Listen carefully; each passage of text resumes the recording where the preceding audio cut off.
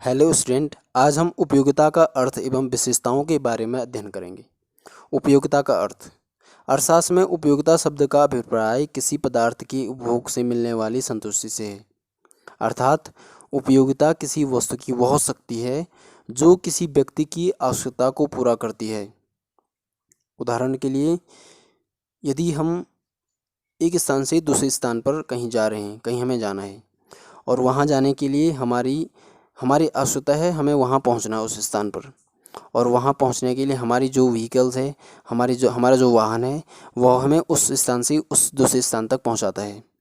इसका तात्पर्य है कि वह वाहन हमारी आवश्यकता की पूर्ति करता है, हमारी आवश्यकता को संतुष्ट करता है।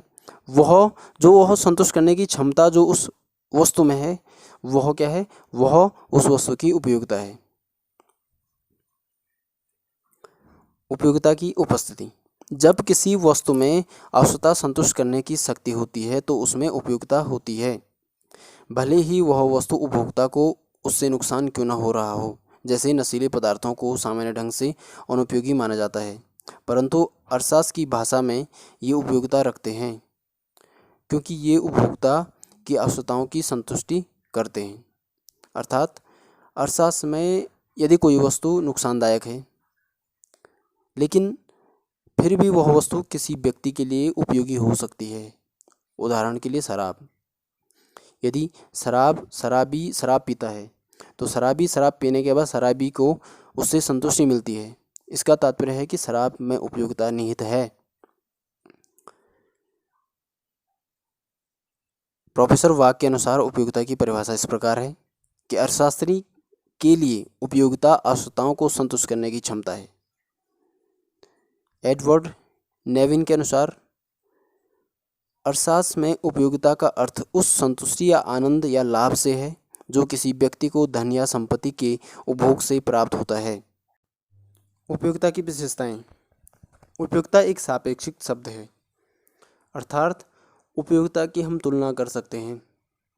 किसी वस्तु की उपयोगिता अधिक हो सकती है किसी दूसरी वस्तु के सापेक्ष।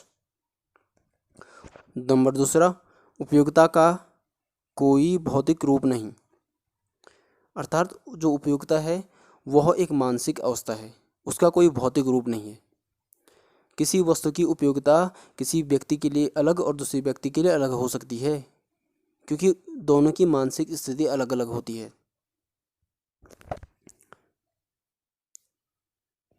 तीसरी बात, उपयोगिता का संबंध हितकारकता से नहीं, अर्थात उपयोगिता का संबंध किसी नैतिकता से बिल्कुल नहीं है। यदि कोई वस्तु नुकसानदायक है और यद्यपि वह समाज के लिए नुकसानदायक है, फिर भी उसमें उपयोगिता है, उसकी उपयोगिता है किसी के लिए, तो इसमें नैतिकता को हम काउंट नहीं करेंगे। अगली बात है, यह आवश्यकता की तीव्रता पर निर्भर करती है। यदि हमें किसी वस्तु की जितनी अधिक आवश्यकता होगी उतनी ही उस वस्तु की उपयोगिता हमारे लिए अधिक होगी। उदाहरण के लिए, यदि आपको भूख लगी है और आपको उस समय खाने की उपयोगिता आपके लिए बहुत अधिक है। अगला, यह वास्तविक उपभोग पर निर्भर नहीं करती, अर्थात जब हम किसी वस्तु का वास्तविक तौर पर उपभोग करते हैं तो ऐसा ज़रूरी नहीं कि इसकी उपयोगिता पूर्वत हमारे द्वारा मान ली गई उपयोगिता के बराबर हो। उपयोगिता के मापन संबंधी अवधारणाएं। उपयोगिता की माप के संबंध में दो विचारधाराएं प्रचलित हैं। नंबर 1, गणनावाचक दृष्टिकोण जो मार्शल के द्वारा है। दूसरा, क्रमवाचक दृष्टिकोण जो पेरेटो और हिग्स के द्वारा प्रतिपादित है। अब देखते हैं पहले मार्शल का गणनावाचक दृष्टिकोण। मार्शल ने उपयोगिता को द्रव्य के माध्यम से मापने की बात कही है। उनके अनुसार उपयोगिता की गणना संख्याओं में मसलन 1, 2, 3, 4, 5, 6 आदि में की जा सकती है। ये संख्याएं बताती है कि संख्या 5 संख्या 1 से 5 गुना अधिक है। इस प्रकार मार्शल का दृष्टिकोण गणनावाचक है, अर्थात मार्शल ने ये कहा कि हम उपयोगिता को माप सकते हैं। उपयोगिता के मापन के संबंध में मार्शल का कथन।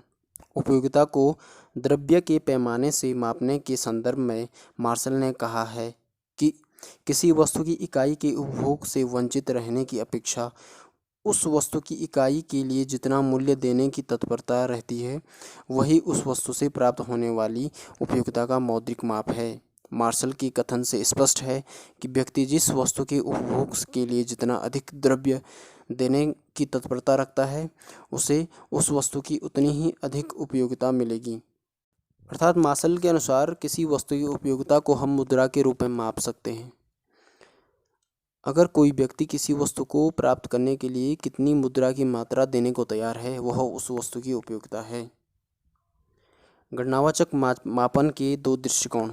गणनावाचक दृष्टिकोण से उपयोगिता को निम्न दो प्रकार से मापा जा सकता है।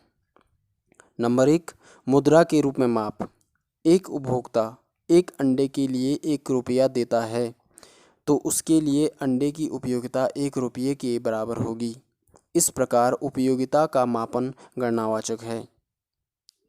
दूसरा, इकाइयों के रूप में। प्रोफेसर फिशर ने उपयोगिता की माप के लिए यूटिल शब्द का उपयोग किया है। इसके अंतर्गत उपयोगिता को यूटिल में स्पष्ट किया जाता है। उदाहरण के लिए, ए व्यक्ति को चाय के प्याले से 10 यूटिल उपयोगिता प्राप्त होती है, वहीं बी व्यक्ति को उसी प्याले से 5 या 7 यूटिल उपयोगिता मिल जाती है।